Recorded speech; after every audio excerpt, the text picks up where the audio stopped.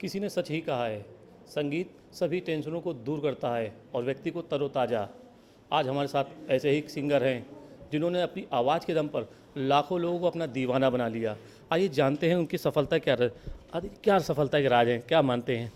सफलता का राज मैं तो ये मानूंगा कि अभी अभी थोड़ी थोड़ी सफलता देखी है हमने, अभी तो बहुत देखना बाकी है। सफलता का एक ही राज है और वो है बहुत सारी मेहनत, कठिन परिश्रम। जितने भी सक्सेसफुल लोग रहे हैं वो किसी भी फील्ड में हो, वो बहुत हार्ड वर्किंग होते हैं। और मेरा पर्सनली ये मानना है कि हार्ड वर्क टैलेंट को बीट करता है।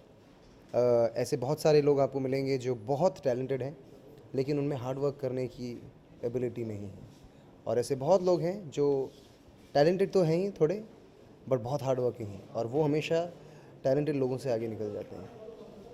जी, देखा जाए तो आपको कहते हैं, इसका अगर कहें कि सफलता की प्रेरणा की स्रोत कौन है, किसको मानते हैं आप।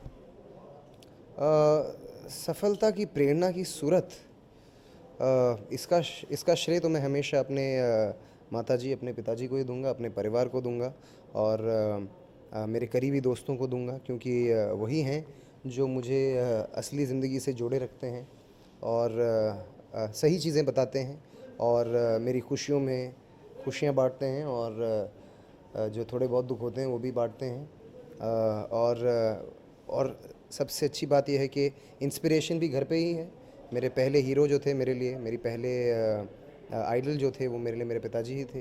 तो मेरे ख्याल से मेरे ज़िंदगी में मेरे मम्मी पापा और मेरे कज़न्स का और मेरे परिवार वासी, मेरी दादी का बहुत बड़ा हाथ है। उनको देखकर और उनकी खुशी के लिए और उनके चेहरे में जो वो जब वो मेरा काम देखकर गर्वान्वित महसूस करते हैं, वो मेरी ड्राइविंग फोर्स है। ये देखा जाए तो आदित्य, आपकी सफलता में बहुत बड़ा योगदान आप बता रहे हैं खुद की पिताजी का है, लेकिन जो स्ट्रगलर हैं उनको आप किस नज़रिए से देखते हैं, क्या मानते हैं, उनको कितना इंडस्ट्री में आके स्ट्रगल करना पड़ता है। कहने का मतलब मैं समझा नहीं, आप क्या बोलने की कोशिश कर रहे हैं? नहीं, कहना चाहिए दादी, जो आपकी सफलता है इसमें पिताजी का तो योगदान है ही है आपके, लेकिन जो फ्रेशर्स होते हैं नहीं, तो मतलब किस तरह से योगदान है? मैं उनके सहयोग में आपको मिलता है, वो रहा होगा सहयोग तो उनका। हर पिता को मिलता है, पिता देते हैं ना अपने बेटे को। मेरे ही पिताजी थोड़ी मुझे सहयोग दे रहे हैं, हर पिता हर माता अपने बच्चे को सहयोग देते हैं। तो मैं समझा नहीं फिर आगे। नहीं, जो फ्रेशर्स आते हैं जिनके जिनके वो सहयोग नहीं होता, आपको एक सहयोग मिला इस तरह नहीं होते हैं क्या? के सेम फील्ड की बात होती है, सेम फील्ड की सेम फील्ड की बात होती है मतलब मैं समझा नहीं। सेम फील्ड में तो सिंगिंग के क्षेत्र में आप लगता आए। है कि मैं, क्योंकि मेरे पिताजी सिंगर हैं, मेरे लिए आसान रहा है। नहीं, संघर्ष तो किया, लेकिन कहीं ना कहीं आपने खुद माना कि उनका सहयोग रहा आपके साथ। मैं तो सहयोग, मैं मॉरल सपोर्ट की बात कर रहा हूँ, मैं प्रोफेशनल सपोर्ट की बात कर ही नहीं रहा हूँ बिल्कुल भी। अगर आपको ऐसा लगता है, क्या है, मैं आपको एग्जांपल देता हूँ। जब एक डॉक्टर का बेटा डॉक्टर बनता है तो ऐसा तो नहीं है कि वो ऑपरेशन थिएटर में घुसते हैं और बोलते हैं अरे भाई ये तो डॉक्टर के बेटे हैं, कांटा छुरी लाओ, आप लाओ, जाओ ऑपरेशन करो। वो भी वही मेडिकल पढ़ाइयाँ करते हैं। तो ये जो स्टेटमेंट आपका है ये मुझे थोड़ा अजीब सा लगा कि सहयोग जो है वो पापा को जाता है। हमने भी वही मेहनत की है और हमारे लिए भी उतना ही मुश्किल है भैया। अब आपका प्रश्न क्या है, मैं जानना चाहूँगा।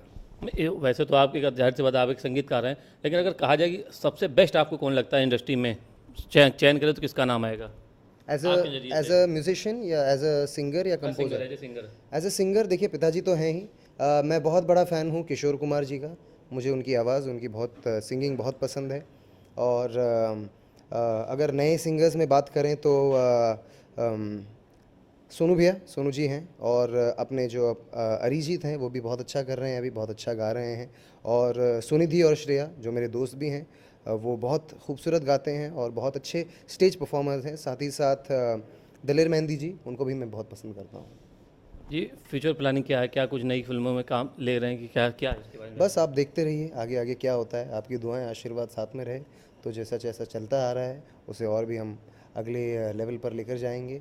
संगीत तो है ही साथ में, और इस वक्त जो है संगीत पर ज़्यादा कंसंट्रेट कर रहे हैं।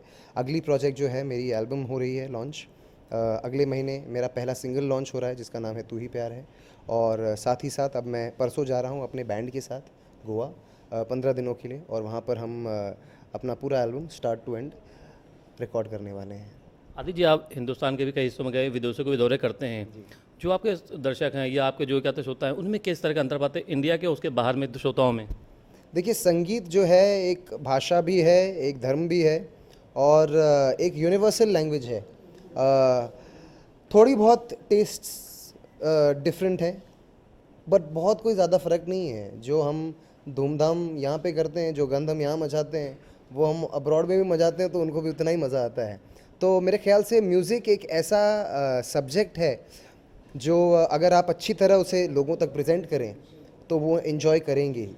और थोड़ा बहुत जैसे अभी आप गुजरात में जाते हैं तो थोड़ा गुजराती गा लिया, पंजाब में गए तो पंजाबी गा लिया, अमेरिका गए तो थोड़ा, आज जैसे स्कूल का फंक्शन है तो थोड़े हम मॉडर्न गाने गाएंगे, एक आध इंग्लिश भी गा देंगे, तो थोड़ा सा ऑडियंस को देख के करते हैं। बट मोटा मोटी जो बॉडी होती है वो सेम ही होती है। यूँ तो आपने बहुत से गाने गाए हैं, लेकिन अगर हम ये कहें कि जो आपका बेस्ट हो उसके दो बोल हमारे दर्शकों के लिए। सर देखिए, अभी तो मैं नया नया शुरू हुआ हूँ, कुछ गाने गाए हैं, लेकिन ज़रूर जो फिल्म रामलीला में गाना था बहुत पॉपुलर हुआ और मेरे भी बहुत उस एल्बम में तो सबसे पसंदीदा गाना है मेरा। तो चलिए 4 लाइन गा देता हूँ, बट आपको मेरे साथ स्टेप करना पड़ेगा। आप करोगे ना? ये ऐसे करना पड़ेगा, ठीक है? चलिए।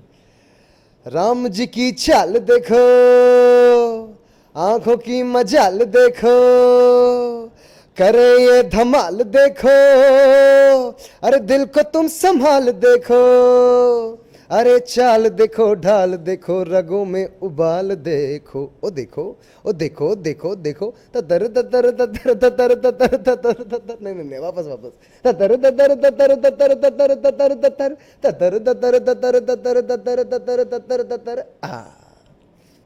ये थे आदित्य जी, जिनका मानना है संगीत धर्म है और पूजा है। कानपुर से कैमरा पर्सन सुरेंद्र के साथ सुनील साहू, के न्यूज़ खबरों का सारथी।